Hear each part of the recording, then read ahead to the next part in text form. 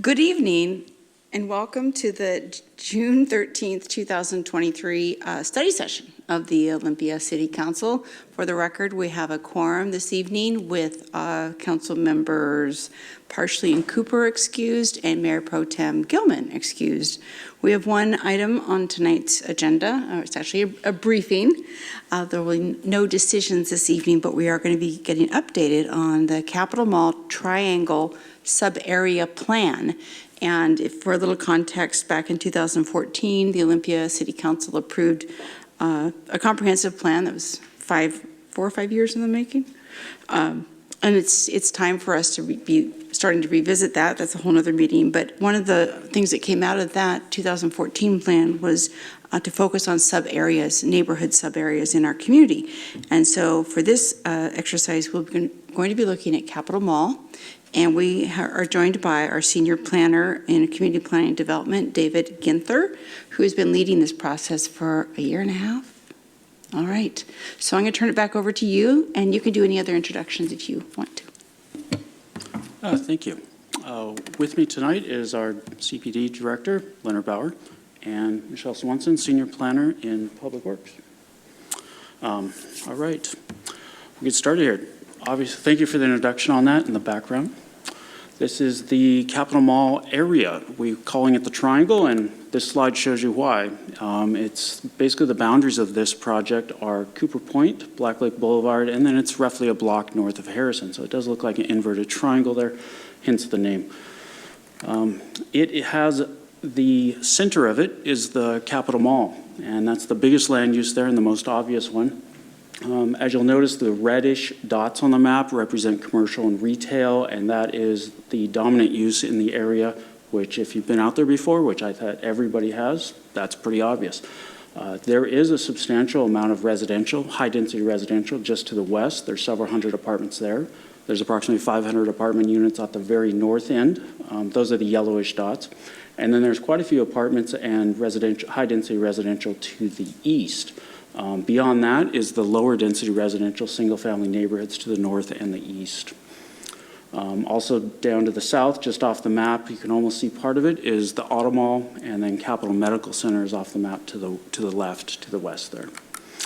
We have 4 major property owners in the area. Capitol Mall owns the biggest chunk with close to 100 acres, a little bit under that. The Target ownership group owns the second most amount, and that includes a number of pads out there. I believe it's Jo-Ann Fabrics, the mall next to Target, and then directly next to that where the Ace Hardware and the Goodwill are located. That's WIG Properties. They own other properties in this vicinity as well. And then down at the bottom is where Five Guys is and where Nordstrom Rack is going to be going, or is planned to go soon. So those are 4 major properties. We have quite a few other smaller properties in there, especially at the north end up along Harrison. A lot of nice small local businesses up in that area. As you get further to the south, we're getting more national large businesses. Zoning for the area is one of the most intense in the city for commercial uses, allows a broad range of land uses. It also allows residential with a minimum of 15 dwellings per acre, so it does allow quite a bit. The vast majority of this is high-density quarter, either 3 or 4. There's a little bit of high-density residential at the north end that's mostly developed, and there's a little bit of office at the very north end as well, professional office up there. It is surrounded on the west and the east by both multifamily zones as well as single family, which is the yellowish out a little bit further to the right and the north on the map there. As mentioned, the comprehensive plan does specifically provide guidance for this area and has quite a bit in there about what to do for this area, what the goals are, and how to get there. So there are 2 main goals to this project, or 2 main parts to the main goal. Main goal is to implement the comprehensive plan vision for the area, and that's 2 parts. One is to continue to support the business and maintain it as a regional shopping destination like it already is. The second is to facilitate its not conversion, but its eventual transition to more of an urban neighborhood. I've got some quotes from the comprehensive plan on the next few slides. This one is really what I took the previous slide from. It's really supporting the businesses, but it also mentions the infill redevelopment. There's some mention in the comprehensive plan about opportunities possibly in underutilized parking lots and other areas such as that. One of the ones right in the middle here, it says, and connections to adjacent areas for all modes of travel. That one's very important for the transportation aspect of this. There are very few connections in the area. Like on the very first map I showed you, there's basically Capitol Mall Drive cutting across, and you've got Harrison. Those are only two east-west ones, and then you've got the other two main arterials. So there's very little connection in this area, either between uses or through the area, and as well, there aren't a lot of opportunities to get into or out of from the adjacent neighborhoods. So transportation connections will be key. The mall is a regional draw, and it actually draws, I've got a map here, it's a little hard to see, but at this scale it was necessary. This scale was necessary. Basically, it does draw all the way from Aberdeen, Hoquiam, Chehalis, Centralia, and almost up to Shelton, as well as Yelm. So it is a regional draw for this. The mall is a regional draw, and it's got a much broader reach than most of the other malls in the Puget Sound, simply because of the location here at the south end of the Puget Sound. There are a number of goals in the comprehensive plan about this area, especially in regards to housing. It's one of the three areas the comprehensive plan says to try to concentrate the new housing, the additional housing and high density within these areas. The other ones are on the east side and downtown, but this area is specifically mentioned. Housing is an important part of this. There are a number of things we're looking at. These are just three of the main things that I wanted to bring to your attention in regards to housing. We had a market analysis done early in the process and an existing conditions report. The consultant on there, the economic consultant and development consultants, which is Leland Consulting, they analyzed the area, they analyzed development potential, and said that if you want to get residential development here, the multifamily tax exemption program is very important for that. That is on a separate track. It was going to be a recommendation coming out of this plan, but it was already in process and is well through the process already. So I have a feeling that that will be taken care of long before we get to the end of this plan. We have a stakeholder work group, and one of the members of the Thurston Housing Land Trust is on that, and he's actually a resident directly next to the triangle, and he utilizes intercity transit for his mode of travel. So we sort of got three things in one with having him on the stakeholder work group. And I do have a list of stakeholder work group members on a slide a little bit further on. And internal city staff team, we've got over a dozen staff from various departments helping me out on this project, and the housing programs manager, Darian Lightfoot, is also on the project team. In regards to transportation, I have a couple slides with quotes from that. This one, Michelle Swanson helped me out finding this one. This is one of the key ones in the comprehensive plan, and it really concentrates on multiple modes of transportation, basically streets for everyone. And that is a focus, not only a comprehensive plan, but it'll also be a focus for this project. One of the things I mentioned was connections, and being safe.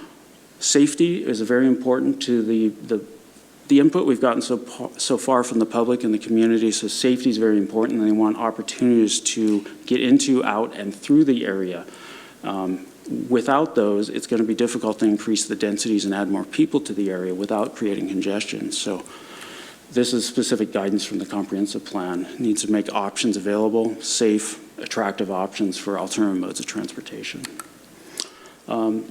Picture here is a little bit dark, but that's okay. You can see that it's a relatively empty parking lot. I took this one a couple months ago, and there were several other areas of parking lots that were very underutilized. I even went back right at Christmas to check on those, and many of them are still underutilized as well. The comprehensive plan does have a very specific mention of redeveloping parking areas, underutilized ones, into new development, especially high-density residential. So there's some opportunities there. We've talked with a broad or a significant amount of the property owners there, and there is interest in doing that with their underutilized areas.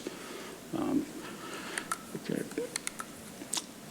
The public has, so far in this process, we've had a bit of outreach and several public meetings and participation opportunities. And one of the things we did get back that is very consistent with the comp plan goal here is people want to see more community assets in the area.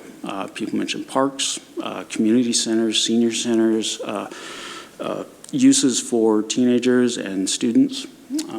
And there's even been mention of very unique outdoor public spaces, like I think called a spray ground. So it's like a playground. It sounds like some people are familiar with that. That's relatively new to me, but I recall something like that when I was about 5, when I was growing up. I haven't seen one for a long time, but that would be very interesting to see. A lot of the plans besides the comprehensive plan have specific sections that are consistent with the goals of this plan. I'm not going to read these off to you, but it's a broad range of these. One in particular is the Sustainable Thurston Plan, which I actually helped on about a decade ago. A lot of that's already been integrated into plans, comprehensive plans, and a number of other plans in the multiple jurisdictions around here, including Olympia. Okay.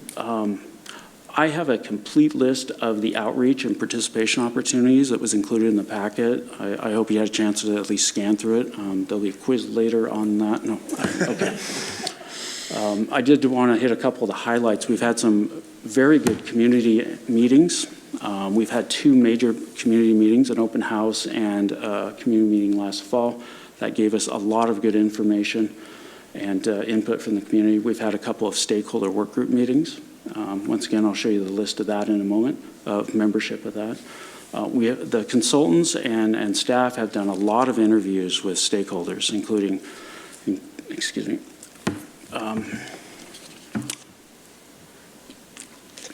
a lot of property and business owners, as well as groups. I've done briefings for a broad range of organizations and groups that are interested. In fact, Thursday evening, I'm going to go to the Southwest Olympia Neighborhood Association meeting, give them a briefing. Last week, I was at Kiwanis of Olympia.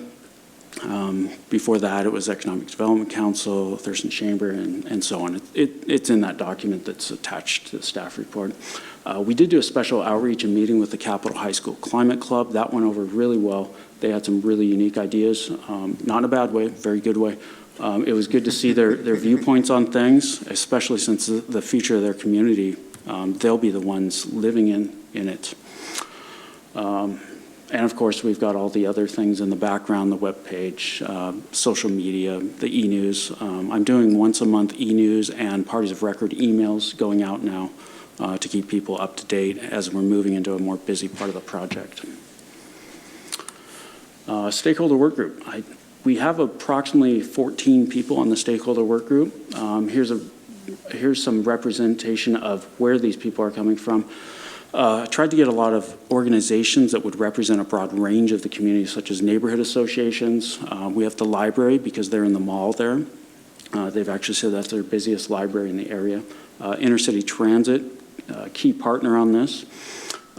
We've got the business groups, Planning Commission, Bicycle Pedestrian Advisory Committee. We do have a number of the major property owners, such as the mall, and we've also got the Target, the WIG properties. That's the one where the Ace Hardware and so on. So we got 2 of the largest property owners on there as well. And Thurston Climate Action Team, very glad to have them on. Climate has been brought up a lot in the feedback we've gotten, so that is an important part of this project as well. On to what we've actually heard from the community. It's very consistent with what the comp plan mentions. It was surprising how much parallel there was. People wanted to be safer for getting in and out, and they want the ability to do it with different modes of transportation, walking, biking, and bus. When the area eventually transitions to a more urban neighborhood, People want that to have all the aspects of a neighborhood, goods, services, easy way to get around, things to do, and public places, community assets, parks. I already went over a few of those in one of the previous slides, but they do want it to be a complete, rounded community neighborhood. And then environment. Most of the comments are about the climate impacts, climate mitigation, but there was a few also about the stormwater and other environmental issues that are in the area. I will mention the stormwater issue is, I don't know if too many remember, 2007, the intersection at the very southern end of this flooded. There were cars underwater there. It's a rare event, but there is a possibility of it happening again. There is plans in the works to actually address that issue, and there has been some work in the meantime to help mitigate that a little bit as well. So that is something that's on the mind of the city already and is being worked on, but that was brought up by some people. Okay, this project is funded by a grant from the Department of Commerce, Washington State Department of Commerce. The initial deadline for completion of this project, both the sub-area plan and the environmental impact statement, was actually now. So we were very fortunate that the legislature extended the funding into the next biennium. They did this just a couple months ago, and that was quite a relief because we were very rushed. We weren't feeling we could provide the amount of public participation opportunities that the community deserves, and we weren't happy with how it was going in regards to being able to provide those opportunities. Now we can relax a little bit and concentrate on making sure that we've got everybody involved and everybody has a fair chance to be involved, provide input, and help guide the process and the project. What we're shooting for is an extra 6 months. We'd like to wrap most of this up by the end of the year. We're a little flexible on that because things get a little busy for council at the end of the year with all the other issues coming at the same time. But that's our goal, is to wrap up the sub-area plan and the EIS by the end of the year. We do have some other work going into next year. I'll get to that in a moment, though. I did want to mention the EIS, the Environmental Impact Statement, and the sub-area plan. Those are the two components of this. The grant says we have to do both of those. The EIS, I'll refer to the Environmental Impact Statement as an EIS. It's called a Planned Action EIS, and what it does is it evaluates potential development scenarios ahead of time and identifies what mitigation measures might be needed for that development. If a development is proposed later on and it is within those the confines of what was analyzed and mitigated for, then they do not have to do the environmental review process. So it does, it is one way to facilitate the vision for development of the area. It's one of the methods, and it is a lot of work for this process, but there is a big benefit to it. The sub-area plan, as most of you know, is like a miniature comprehensive plan specifically for a smaller area. You know, the goals, the policies, and then a list of implementation actions and guidance from that on how to get to the point where you fulfilled the goals and the ideas in the plan. A little bit more on this slide about the sub-area plan. Obviously, it involves the whole community, also the stakeholders in the area. The community's vision for the area, guides future city investment, and that is something that will come up with the EIS in regards to how aggressive the city wants to get. It really depends on how much investment the city wants to make in the area. The EIS will delve into that a bit more over the next couple months. We'll be getting a lot of public feedback from the participation opportunities, the public meetings that we have, and there will be guidance from the public on how to do that, how deeply to be involved in public investment.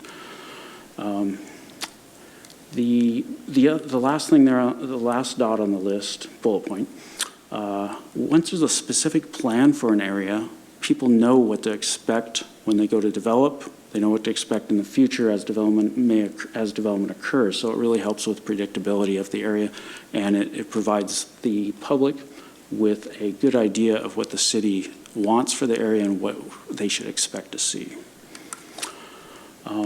The EIS, when it evaluates different development scenarios, they're called alternatives, and there's 3 of them. One of them is basically the baseline conditions. Right now, that would be, the city's not doing a tremendous amount out there. That's not in a bad way. That's just what's going on. There are a number of projects already planned for in regards to transportation, but the second alternative there is the moderate approach. I've got a chart on the next slide that will give you a little bit better idea of what these will involve. And the third one is a very aggressive set of actions and investments for the city to really help facilitate the transition of the area into the envisioned goal of a complete urban neighborhood as well as a thriving commercial area.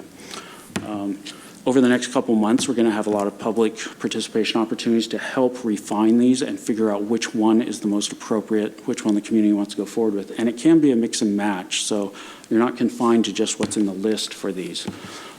These are examples. These are not complete lists, but right now, the zoning allows roughly 6 to 7 stories of building, and the alternative 2 would increase that a little bit. We'd look at reducing parking requirements, making them more flexible, not getting rid of them. We would work with IT on some other alternatives for them. There's talk about IT is interested in improving their transit hub over there. And the mall's been working, right now it's located at the mall. They wouldn't mind something a little more efficient. They're not sure where they'd like to go, how far from the mall. The mall does like them there, but there are some challenges with that as well. And then the area up on Harrison, I mentioned there's a lot of small and local businesses up there. So there would be some efforts to figure out how to continue to support them and provide them with opportunities to thrive in that area.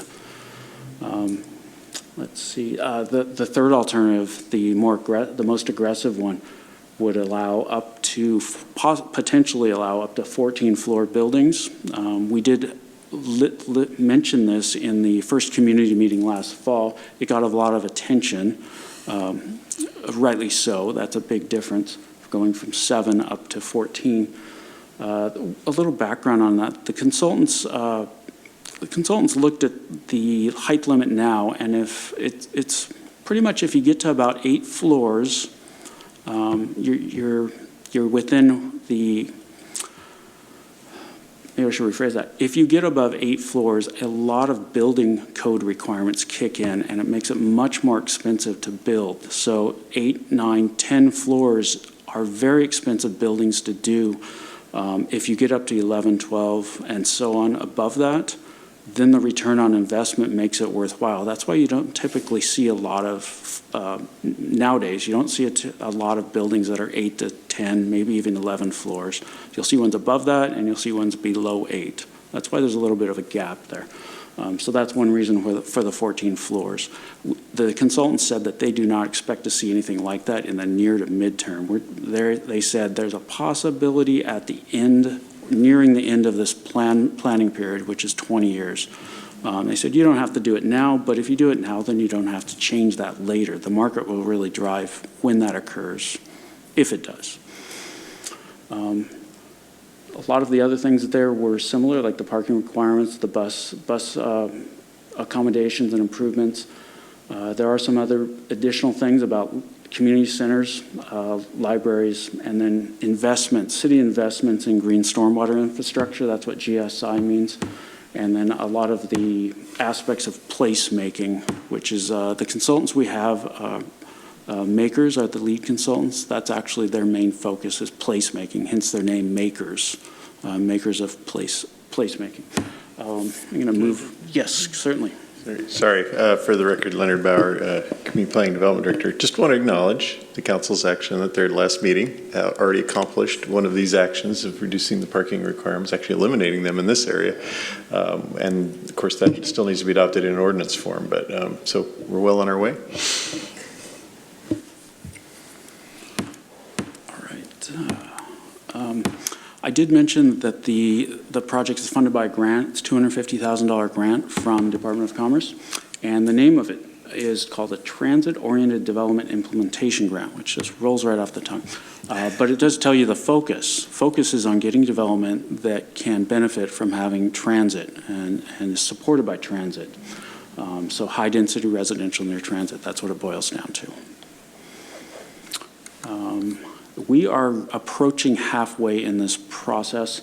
The consultants are currently working on the EIS. They've given us a very preliminary look at the sub-area plan, the draft framework. But the EIS is what they're working on. They'll get that to us, to staff, in the next month or so. We'll take a look at it, provide them some comments, give it back to them. And then they'll make some changes, and then we'll go public with that for a comment period, community meetings, open houses, and we'll get the word out on that. We want public's input on that EIS and the alternatives that are contained in it. Once we get the public's input on what they think should be the preferred alternative, that will guide the drafting, the final draft, not the final, that will guide the drafting of the sub-area plan. So that's really the process at this point. The timeline for this is the summer, I'll back up just a little bit. Last summer and fall, we had the visioning and the analysis of the existing conditions along with the market analysis. This spring, we started work on the alternatives. We had a public open house on that, and the draft EIS coming soon. The late summer and fall, we'll be getting the preferred alternative looked at and decided upon, and then we'll be moving into the sub-area plan. Hopefully by the end of the year, what we plan is to have the final draft sub-area plan, and the final draft EIS and the sub-area plan to you, vetted by the public and brought to you for approval. The follow-on action, which I mentioned a little bit ago, it's called a planned action ordinance, and that's how you adopt the final EIS.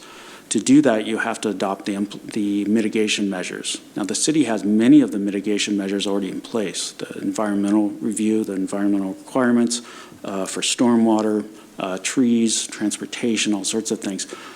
If there are additional actions required by the city, we will need to amend rules or regulations and include those with the planned action ordinance. So we expect that would likely take about another roughly 6 months. So by mid-2024 should be completely done, but that will be the planned action ordinance and any regulation amendments that are necessary. But the sub-area plan by the end of the year and the final draft EIS at the end of the year. Okay. I put this up here so members of the public and anybody watching has a good idea on how to stay informed on this one. First of all, contact me. My contact information is on the website, and it'll be on the next slide as well. I can get you signed up for however you want to be contacted on this. We have e-news. People can sign up on the city website for that and check the box for CP&D, which is Community Planning and Development. We are doing a lot of noticing for public meetings and open houses.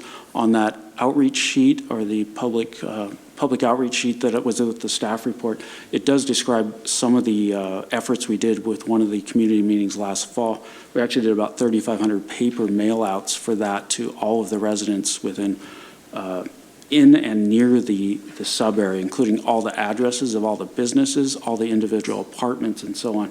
So we're making a concerted effort to get the word out on that.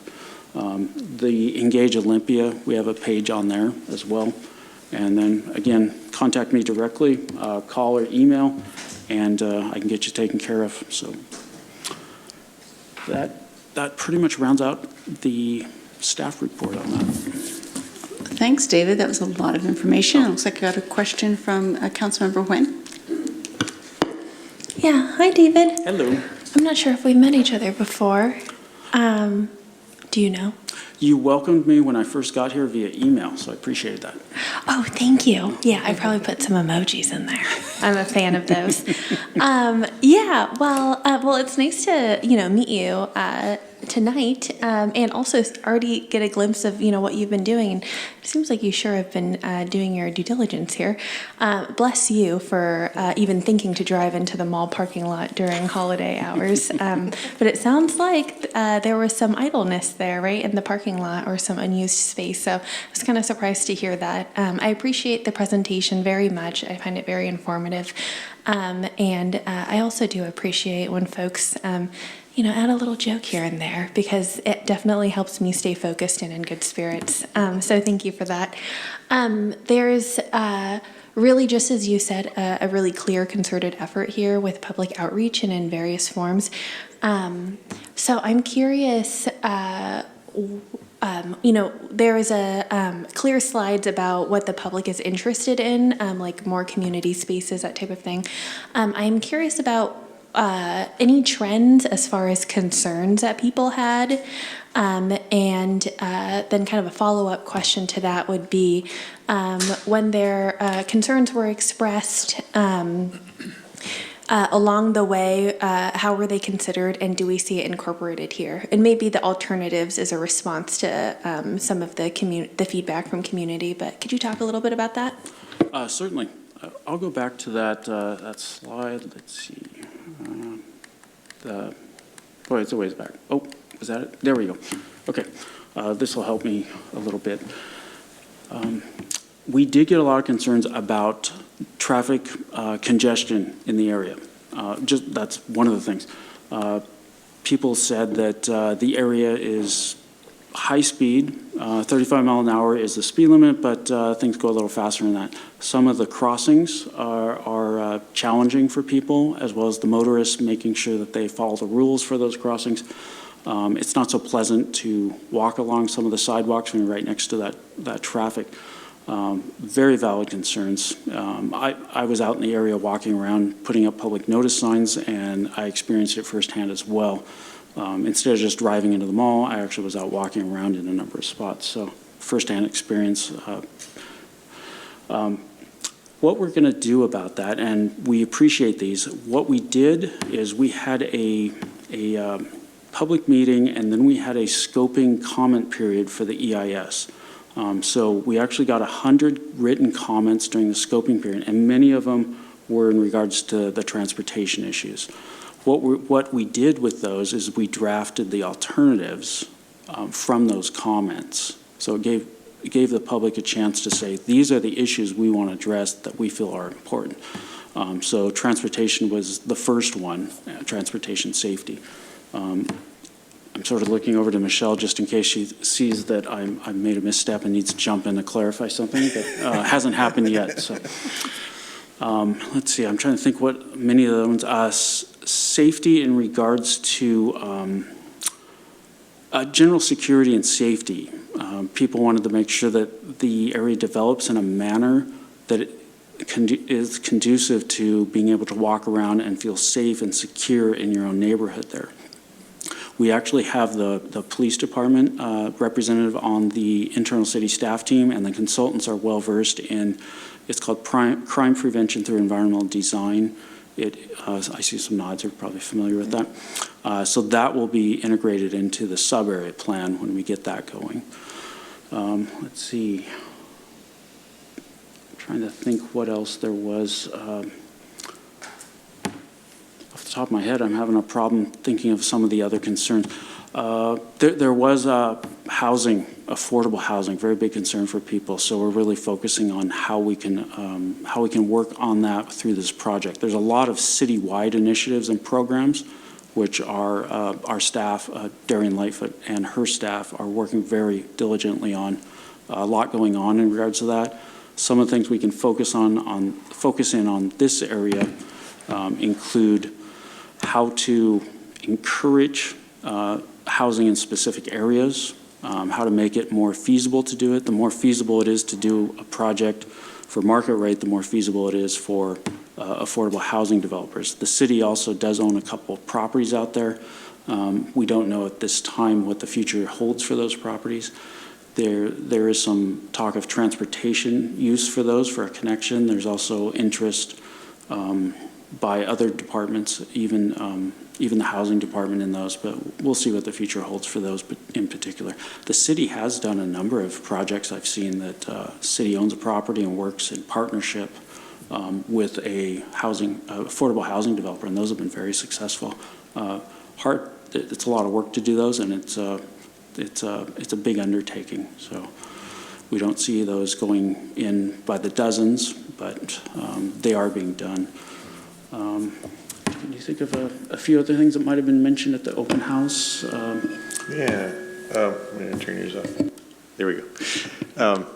Yeah, I just wanted to add, David mentioned earlier about the intercity transit and working with them, and I think we got a lot of comments about improvements to the transit station in this area. It's not really conveniently located for a lot of folks, and it isn't for the mall either, the mall ownership, but it actually feels like it's not a very good spot for the operations of the transit and for the operations of the mall. So that's one thing that we've heard a lot about, and trying to make that more convenient, and then the pedestrian connection from there to the rest of the area. So that's another one we're really trying to address in here. And I just underscoring what David said, Dan, to get back to your question, is the comments led directly to the preferred alternatives and the actions within those alternatives.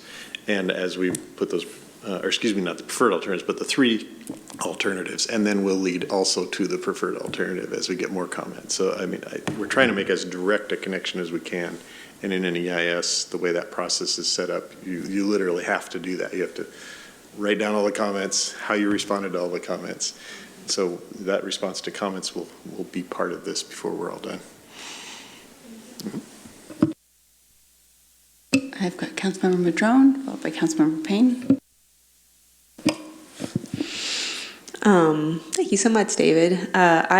This is an area of Olympia that I actually spend quite a bit of time, because that's where there's a library.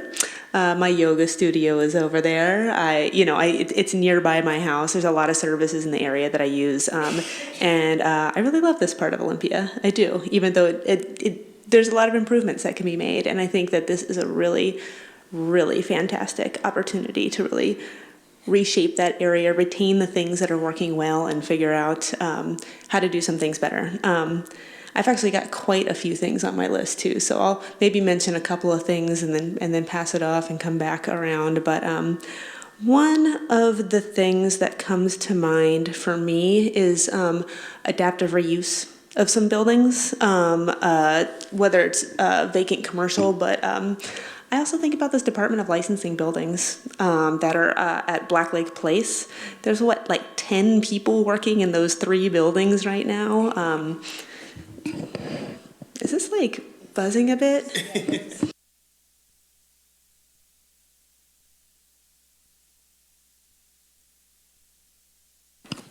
How's that? Is that better? Okay, all right, thank you.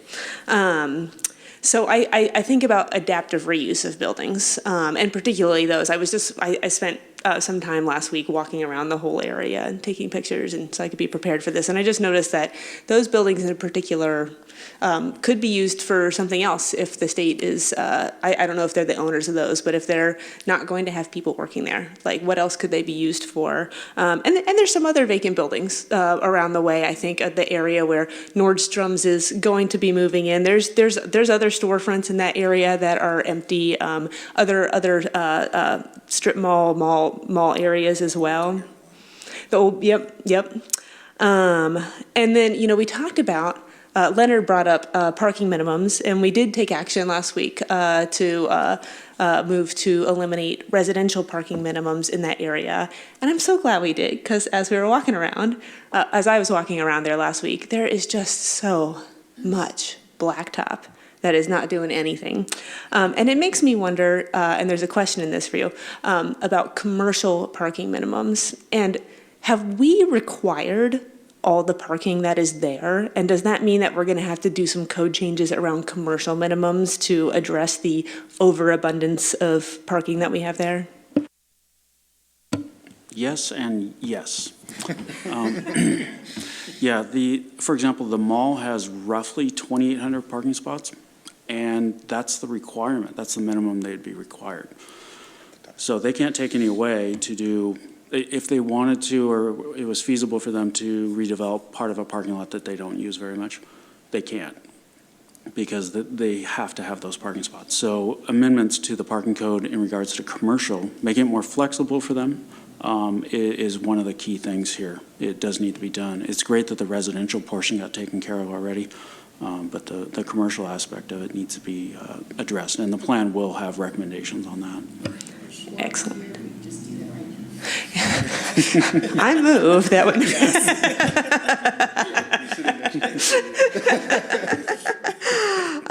Excellent. Well, I'll be glad to see that coming along, and it makes me think that reminds me too of there was the one slide up where it was the three different alternatives for an EIS being the do nothing, the moderate, and then what was called aggressive.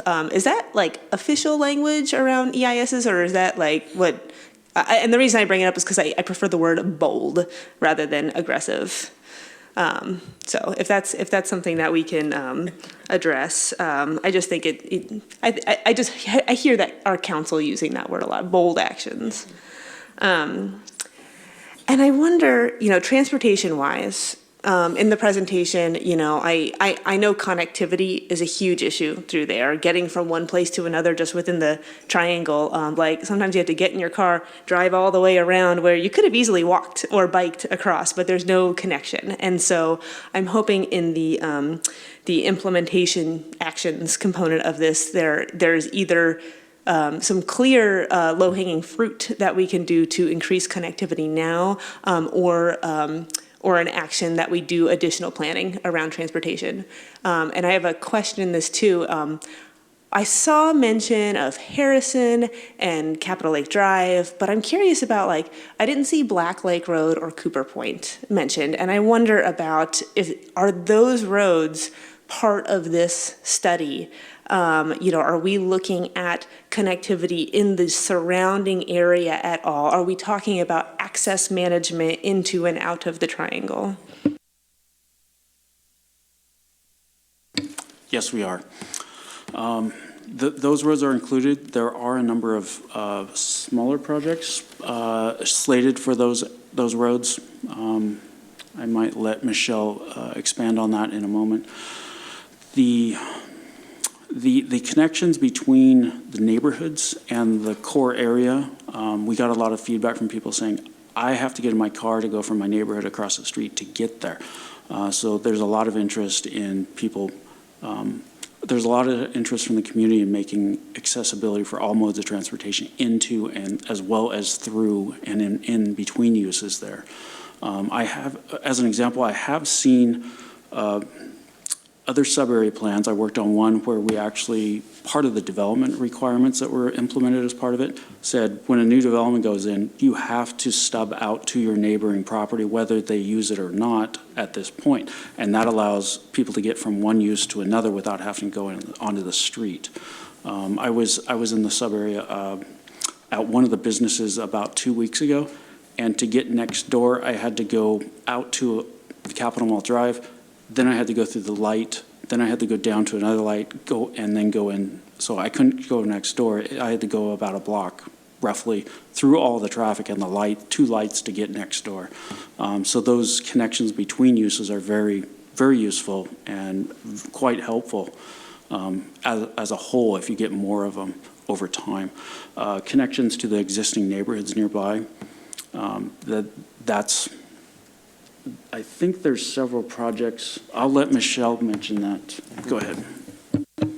There's so much to talk about with this project and with transportation. And my mind is going a million miles an hour, so I'm going to try to focus and answer your question. You did ask about access management, Councilman Madrone, and there is no specific study of access management from Harrison, Cooper Point, and Black Lake as part of this project. When we did the transportation master plan, and when we're talking about access management, I should probably define that, and we may be using the term differently. So when I'm thinking about access management, what I'm thinking about is like driveway consolidations, so that you don't have a lot of driveways entering into, with traffic entering into these large arterials.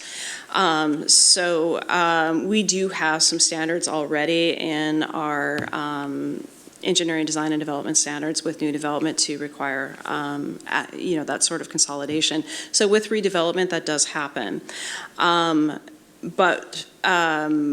We do already have some access management, like on Cooper Point Road, where you have the median. So that's what I'm thinking about when we talk about access management. I guess I should probably check in with you first, Councilmember Madron, and see if that's what you are talking about.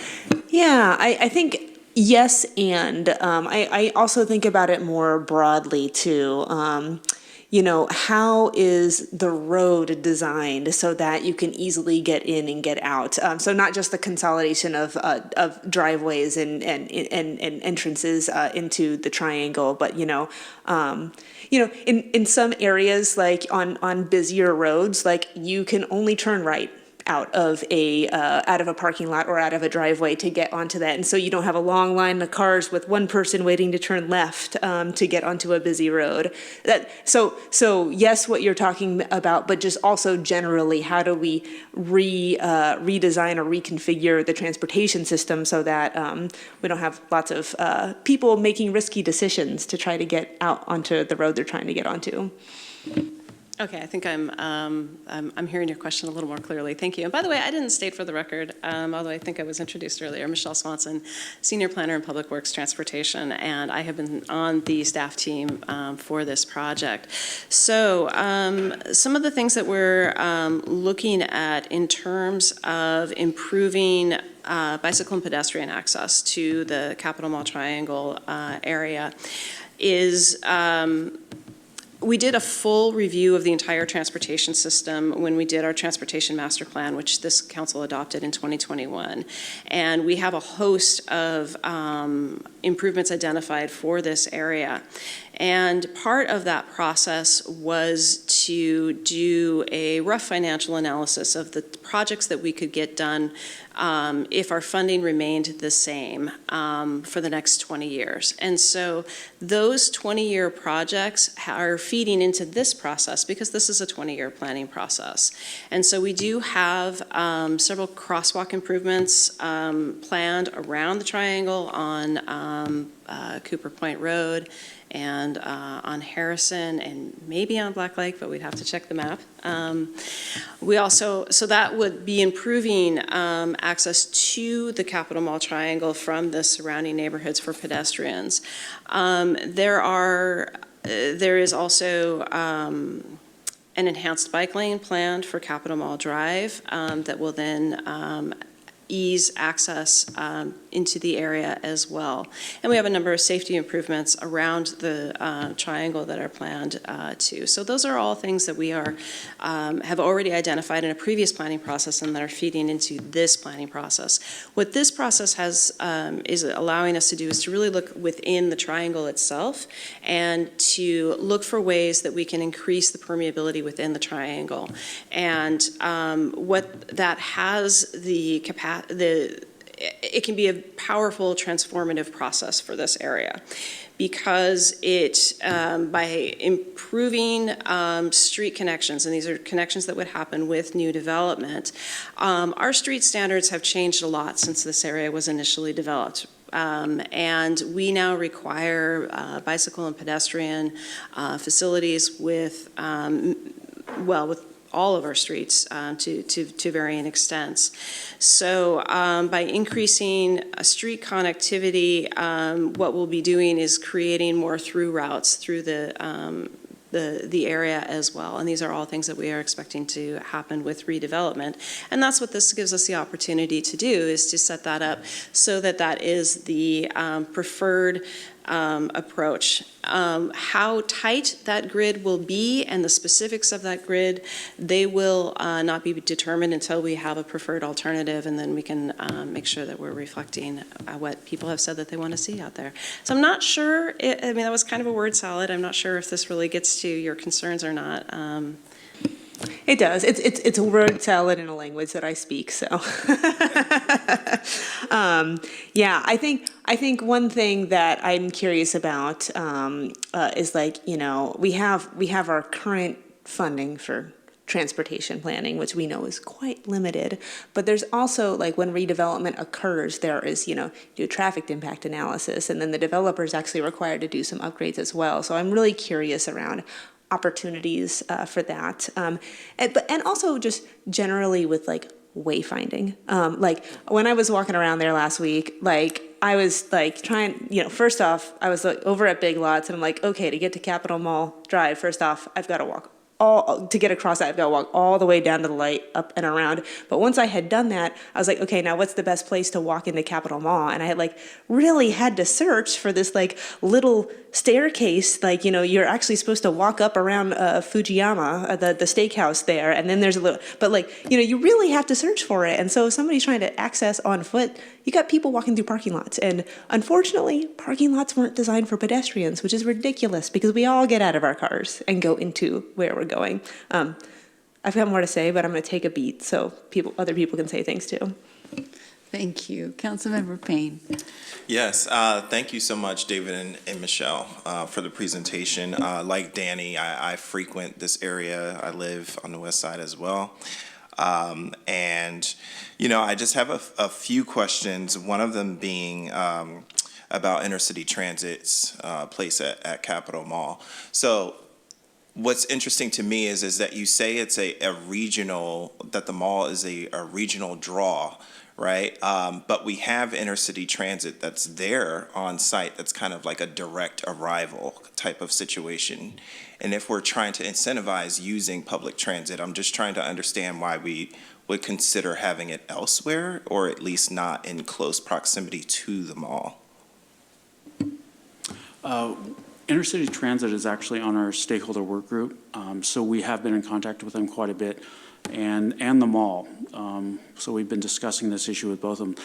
Intercity Transit wanted to do a study for the west side to figure out the optimal location for their transit hub. Unfortunately, they had some staffing issues. This was 4 or 5 years ago, and they couldn't quite get that project underway. They still want to do that. Now, they don't want to move. They don't know where they want to move. They don't want to go very far. They want an area that has a lot of attractions for people, such as community assets, the library, community center, park, for example, public gathering space. They want a number of things.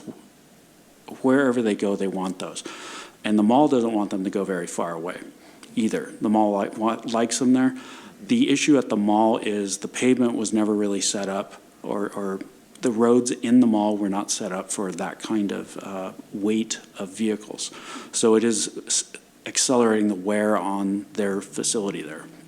The other thing with IT is they said it takes a few extra minutes, which makes a big deal for bus routes. It takes a few extra minutes to get in there, get turned around, and get back out. And they did cite some extreme instances where people won't take the bus through there because of that delay. They just cited a few instances, though.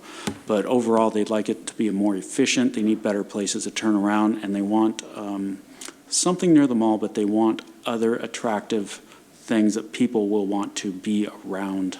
So we don't know where they want to go. They don't exactly either. They know some of the things that they want to see for where they go. And the mall doesn't want to see them leave. They want them in close proximity still. Thank you. That definitely helps.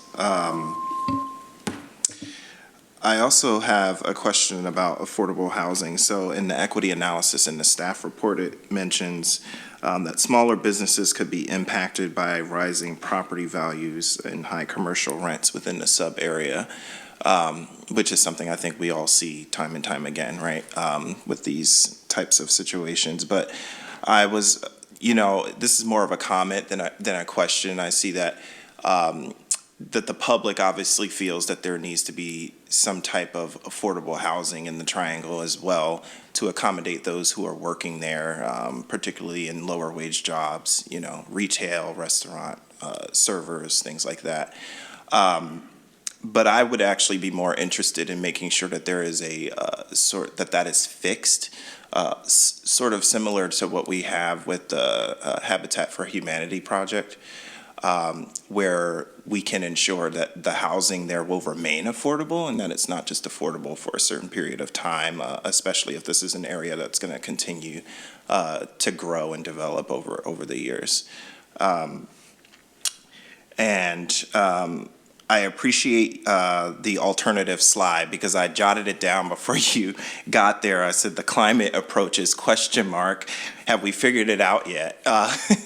So it's good to see that the public will weigh in on that as well.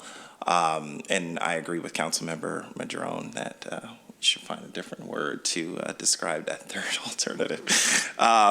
But I'm just curious also about how we'll ensure that the alternative that is ultimately chosen will be consistent with our overall comp plan as well. The guidance in the comp plan that's there, as well as all the other adopted plans, whatever comes out of this process needs to be consistent with those. I have a feeling based on the input we've gotten so far that the public, that what they want to see is already consistent. Most of the feedback we got was very much in line with what's in the plans already, the existing plans, like comprehensive plan. I don't see a situation where we're going to have something at odds with any of the existing plans. In addition, on the climate aspect, we do have the climate program manager on the internal city staff team. And in fact, I was just conversing with her via email, and we're going to set up a meeting to talk to her about additional ways we can integrate climate into the EIS and the sub-area plan. She's obviously very interested in that, and I think she has some great ideas that we'd like to pick her brain about. Yes. Again, I would go a little further and say that the three alternatives are all consistent with the comprehensive plan right now. Using the word bold, it's the degree of boldness of each in terms of city action, proactive city action that will incentivize what we want to see there. The no action alternative is essentially our approach currently, which is, okay, we've zoned it and development will happen when it happens. And we don't have a lot of incentives in place or any other actions to get to some of the public amenities we're talking about. So each of those alternatives sort of adds more boldness in terms of how much the city gets involved in doing that and trying to speed that along a little bit more. Councilmember Nguyen, you had a question? Oh, I mean, we've moved on. I was just going to add to, there was the discussion about why it might not be an ideal location to where inner city currently is at the mall. So of course we'd want close proximity, sure. And for bus goers, I remember, not too long ago when I was riding the bus really regularly, I was that person that I did not want to stop at the mall because I was going to be late for my next connection. And also is that, honestly, I always found that inner city transit did a pretty good job. If I were to compare it with if I drove myself, it's only like maybe 5 minutes more, sometimes less. So I didn't have a lot of gripes about the times that it would take, but the mall area, that stop is seen as a hub, kind of like our downtown is, or like the Lacey, and so it's like a lot of buses have to get there before they can go somewhere else. And for riders, that can be really annoying. Yeah. Anyways, that's it. All right, we'll go back to Councilmember Madrone. Thank you. Couple of things. You mentioned engaging with Dr. Pamela Braff, and I'd be curious to hear eventually what she has to say about the heat island effect. in the triangle because there is so much blacktop there and so much already developed area that's something that comes to mind for me. And when I think about that, I think about the aspect of vegetation and trees. And something I'd like to see in this is like, where are the areas that like we want to preserve? Because there are actually some really beautiful trees still in this area. I'm thinking of behind Joanne Fabrics. There is a really, really cool grove of trees, and I can actually imagine like a little trail going through there for bikes and pedestrians to have better access to that area, because it's really difficult to access if you're on foot, honestly. Behind where my yoga studio is at, there's like this hill that goes down, and then it's behind, that complex where Nordstrom will eventually be. And I don't ever see that being developed because it's quite a slope, but there's some really, really beautiful trees. And so like, what does a pathway look like going through there? There's actually already a pathway, but having something more established would actually help with connectivity there for people who can, hike up a little bit of a hill to be able to get through. So where are the areas where there are really, really nice trees that we'd like to protect? There's another little area over behind the World Market where there's some nice ones. And then also, in terms of the Heat Island, like what might we think about where more trees or other types of things that help with Heat Island stuff, where we might strategically consider stuff like that. And so I bet Dr. Braff will have some insights on that. Also, you mentioned the multifamily tax exemption and the Leland Consulting Group talking about how important it is. And that's the first time I've heard that consultant brought up in the context of MFTE, because we've been working with Echo Northwest for the other analysis that you mentioned is happening concurrently. And I just want to make sure the left hand is talking to the right, because the recommendation that was discussed in the Land Use Committee and will be coming to council talks about a 25% fee to be able to utilize the MFTE in that area based on the market analysis that Echo Northwest did. Does Leland agree? Or are they saying that MFTE is like as it is what is needed? So that is something I would be interested in hearing more about. I don't know if you have insight into that right now, or if that's something you need to dig into. Yeah, it's interesting. We knew these were coming forward together, and Leland's market analysis really was just that. It was kind of a more broad market analysis, but what they did find, if I'm correct here, is that generally there's a pretty big, there's still a gap, much like Echo Northwest found, but that there would be a number of tools that would be helpful to that, MFT being one, parking reductions being another, in terms of reducing the cost of residential development. What Echo Northwest did was a little more detailed in terms of the pro forma of an actual hypothetical development in the west side and what that, where that would actually come out in terms of the overall rents that would be brought and the costs, and that's where that 25% fee came from. I think we can go back to Leland and see if they have an opinion on that. I just want to be cautious that they may not have delved deep enough to really be able to answer that question. So that's what I wanted to share. Yeah, I just wanted to make sure that if they're saying, oh yeah, MFTE is going to be really critical to like making this happen, but then we have this other stuff going on that kind of changes the equation, that I just want to make sure left hand's talking to the right. So I don't think that we need to other than the work that you're already doing between these two projects. I have a process question here too, which is that there's three alternatives that are going to be developed that I assume come with more visuals, more concrete components to it, and the statement that you had in there was that I don't even know where I put it in here anymore. Oh, the preferred alternative would be selected by the community. And we often, our community doesn't agree on everything. So I'm curious, at what point does council weigh in on the preferred alternative and the pathway forward? Because we don't have that information in front of us now. And I know we don't have it on the Land Use Committee agenda. I know the timeline's been extended, so some of this might be in flux. But at what point does council weigh in on the preferred alternative, or does this all get done and then it comes to us as an ordinance, and there's not much chance to shape it beyond then? It's an excellent question. I don't have an excellent answer for you. What we know so far with the consultants is we will get the EIS out. We'll have a 30-day comment period. From those comments and the public participation, we will be able to draft what that preferred alternative will end up like.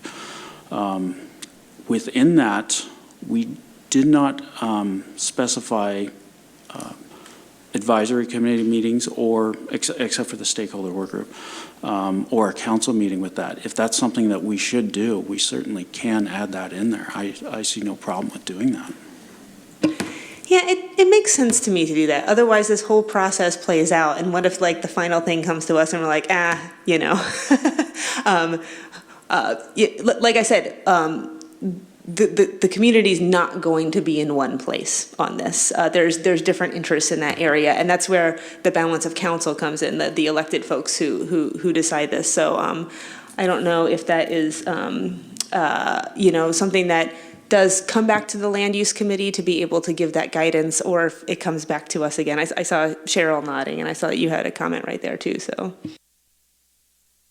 I think that you just, you described it pretty well, that really the accountability comes back to elected, council members for all these decisions. And so I feel like we do need to weigh in before it's fully baked.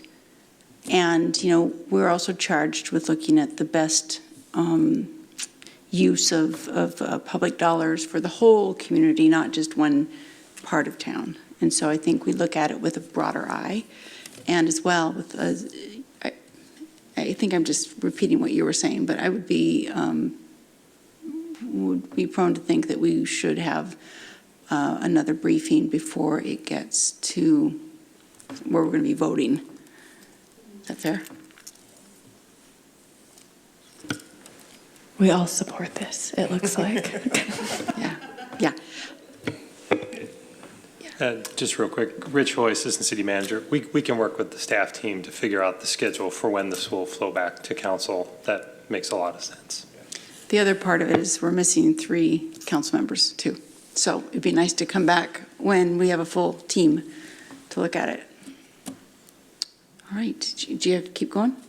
There's just kind of a comment that I want to make, just that I meant to say at the start, just to provide context for everybody, is that when we were working on our work plan for the land use committee, how many work plans ago? 2? I don't know. But it was towards the end of the year. We actually had a handful of community members come to us and say, hey, you've done a really great job with the sub-area plan for downtown. It's time to focus on the triangle on the west side. I don't know if they were calling it the triangle.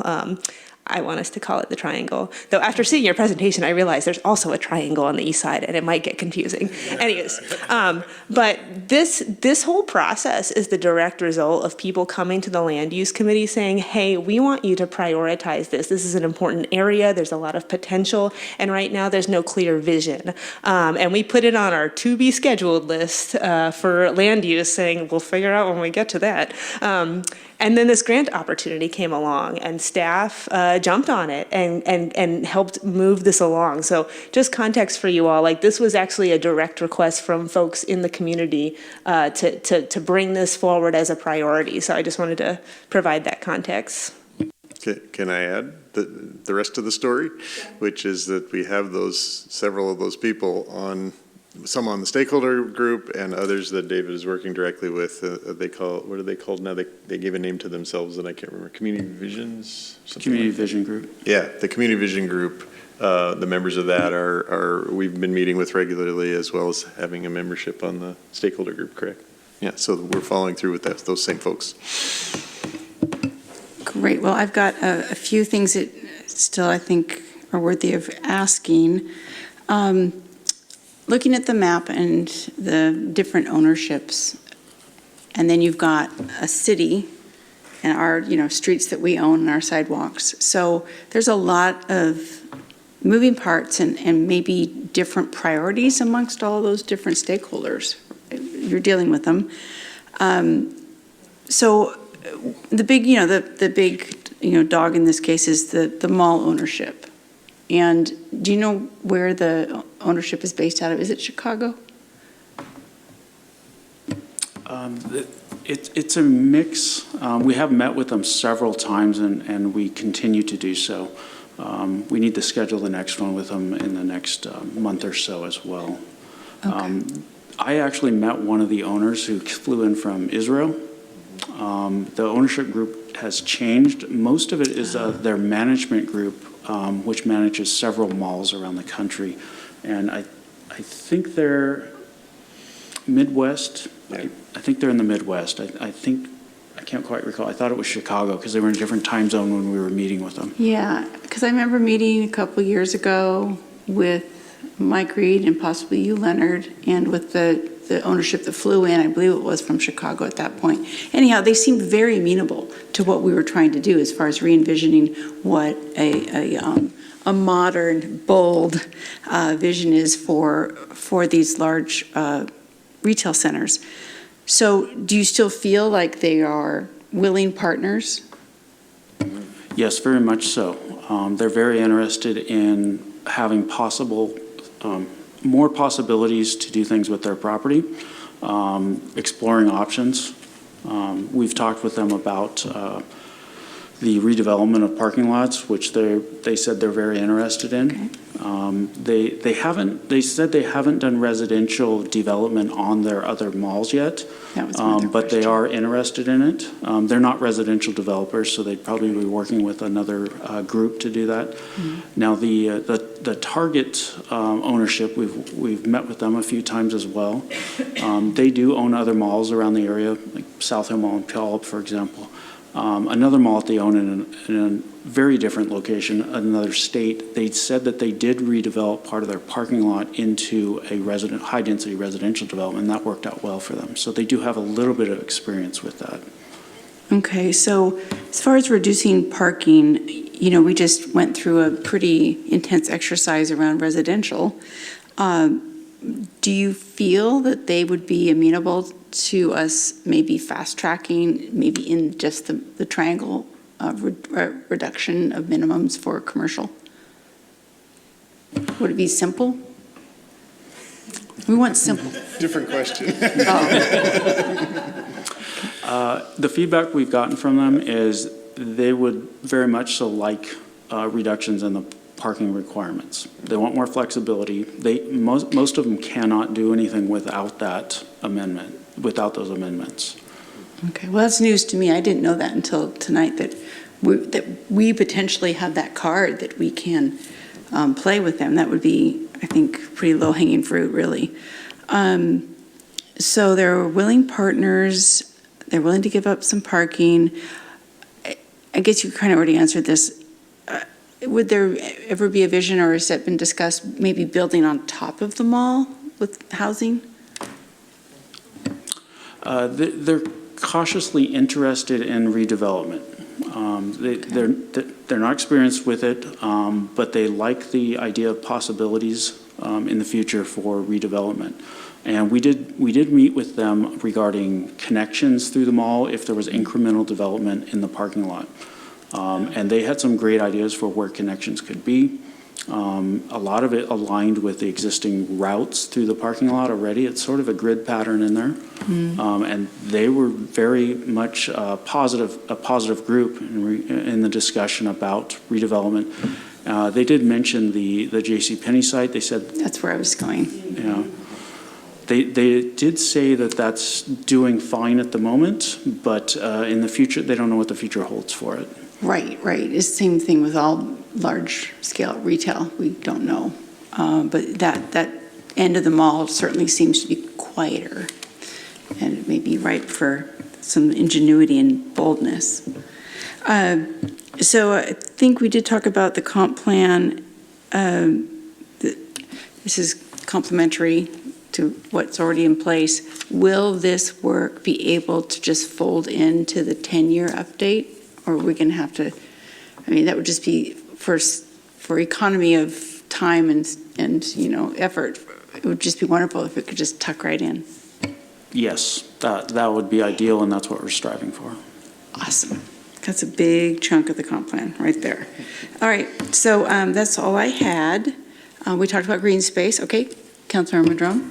Sorry, I just had one more thing I wanted to note and maybe ask about, but I noticed that behind the World Market Bed Bath & Beyond area, there's some open space there, but there's like a single-family home that looks like it's condemned, and then like a couple other just like single-family homes that looks like folks And are we living in. own one of those parcels. We do? All right. Well, I was curious, like, who owns these spaces, like, and have the folks that actually live in those homes been engaged in this process at all? They must have gotten some kind of mailing. I know you mailed quite a few postcards out to folks. We did send mail directly to those addresses. I did not hear specifically from those couple of homes right there. I did very recently hear from the property owner, the person who owns the properties directly to the west. They're undeveloped and they're relatively larger. It was actually yesterday. I talked with them for quite a while, and they were happy to find out, get an update on the project and find out what's going on with it. Okay, thanks. And I think I have just one more question. So talked to large property owners there. We have postcards that went out to residents there. And it makes me wonder about like small property owners and small businesses within the Triangle. Have they also received postcards and opportunities to engage?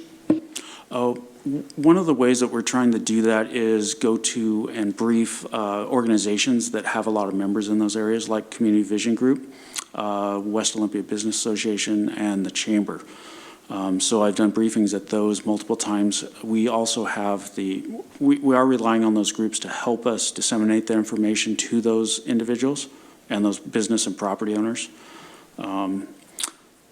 We actually are having a business-focused meeting very soon, and we hope to get a lot of those property owners and business owners at that meeting.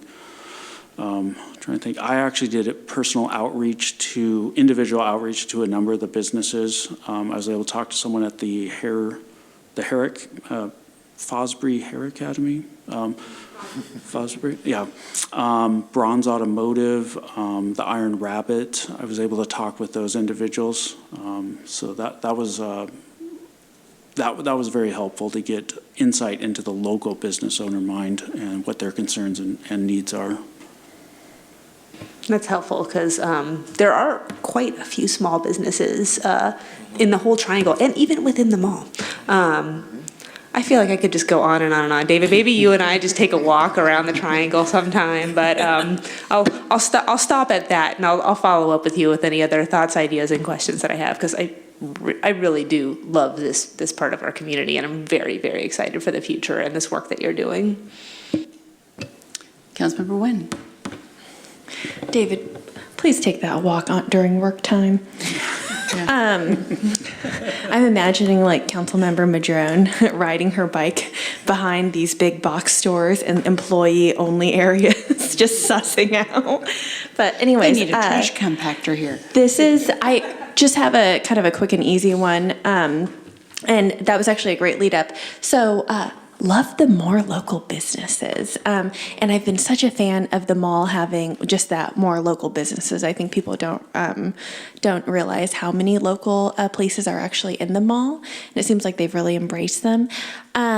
Is there anything as far as, on this more local businesses that we could possibly see? Is there anything beyond just building, mixed-use housing spaces where there's businesses on the bottom? Is there more ways that, Idea Storm with me, is there more ways that we could get at that? And then also, is there any feelings with the big box stores? But certainly there's probably enough space for everyone, but anything you could add?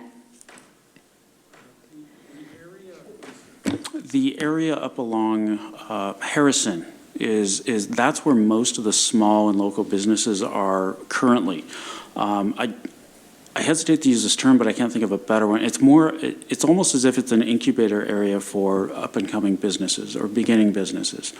And one of the reasons why is because the small, somebody just said it's cheap rent and lease. Because they're small, they're older businesses, and there's a lot of them in there. Like one driveway may serve multiple businesses back behind, which I actually went to the Iron Rabbit after speaking to the owner there, ate lunch, and I got to see how many people were coming in the driveway next to it for several businesses that were down the driveway behind it and next to it. So they may not be very visible, but there's a lot of opportunity there for smaller businesses. The plan is not to disturb that. We want to keep that an opportunity for them. More of the change we think will be likely to occur on the bigger sites further to the south, where there's much more room and more opportunity for redevelopment. The consultants actually have done a number of business displacement analyses in other projects similar to this throughout the Puget Sound, so that is going to be included in the sub-area plan. Okay. That's what I was going to say. So, one more last comment. Yes, so I'm just thinking, Danny just whispered in my ear about more parking spaces. So I'm thinking about, since we are on track to address the residential parking minimums for this area, and we're talking about the commercial parking minimums, and because this is a regional hub, so to speak, I'm sort of thinking about, well, if we are going to eventually address commercial parking minimums, then we might want to think about a garage, similar to the conversations we can seem to keep having with downtown. And so kind of thinking ahead of that, and also going up as opposed to spreading out, which is a huge problem for this area. So just wanted to plant that seed. And there's no way we're going to get a parking garage on the west side before we get one downtown. Just managing expectations. All right, so I think, do you have everything you need, David, from us? And Michelle, you got Yes. enough to run with? All right. Well, with no further discussion regarding this briefing on the Capital Mall Triangle sub-area plan, we're adjourned for the evening.